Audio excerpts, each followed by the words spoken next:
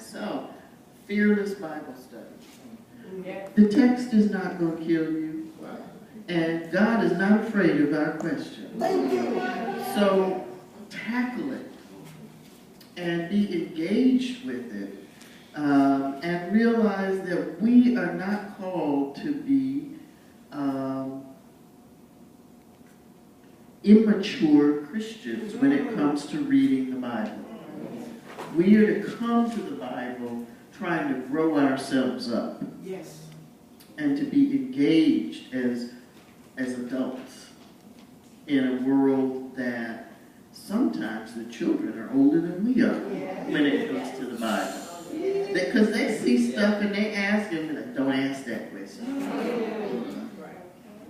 Yeah, I was teaching a class one time. A student almost had he was apoplectic because he grew up in a church where he was told you cannot question God. You cannot question the Bible. And of course, that's my pedagogy.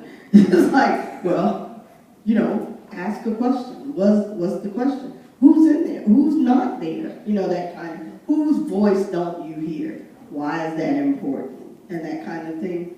But if you grew up in this environment, I'm talking to preachers now, where you were told not to question, your first duty is to kill that critic in your head so that you can become a faithful questioner. Even if you look at in my mind, if you look at the gospel text, when I love this story when the rich young ruler comes to Jesus and he says, what must I do? And Jesus' question isn't do this, it's what are the commandments? What do you think? How do you read it? How do you interpret it? It is literally, how do you interpret it? He gives an interpretation. Jesus says, okay, go do that and live. And it's the most profound example of we are responsible for our own interpretations. And that scares us.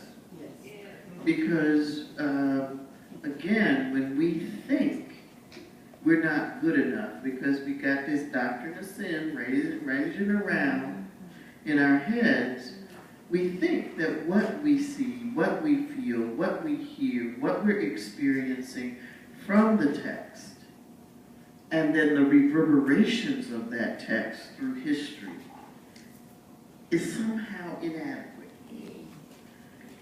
And we need to get a get-tall theology with that, because part of what's going on is we are becoming the gatekeepers of our own salvation.